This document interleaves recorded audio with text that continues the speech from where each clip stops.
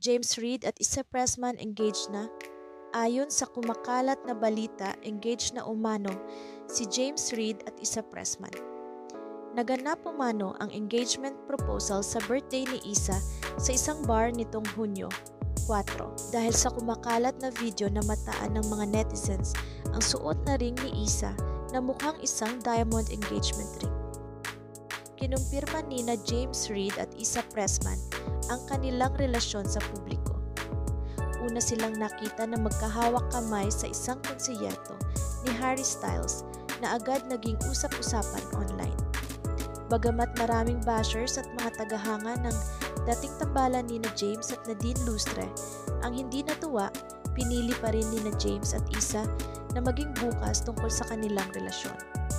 Sa kabila ng mga isyung bumabalot sa kanilang relasyon tulad ng mga lumang tachismis na si Issa, ang dahilan ng hiwalayan ni James at Nadine Lustre, mariing itinanggi ito ni James. Ayon sa kanya, the past rumors about Issa are just that, rumors. Sa isang panayam noong Pebrero 2024, sinabi ni Issa na masaya siya sa kanilang relasyon ngunit wala pa silang agarang plano na magpakasal. Binanggit niya na bata pa siya at nais muna nilang patatagin ang kanilang pundasyon bilang magkasintahan. Si James naman ay nagpahayag ng kanyang kasiyahan sa kanilang relasyon at binigyang diin na nais niyang mamuhay ng tapat at bukas. Sinabi niya, "We knew what will happen once we became public and it's not something I wanted to hide. I want to live my life authentically."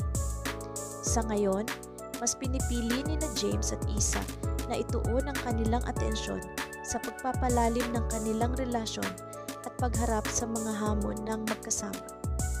Tila nagbigay naman ng hint si Sian Gaza sa kanyang IG story tungkol sa engagement ng dalawa.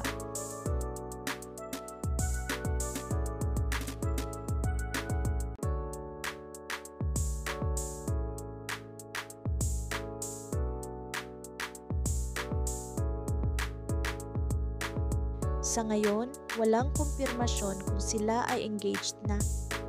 May mga haka-haka online, ngunit hindi pa sila naglalabas ng opisyal na pahayag tungkol dito.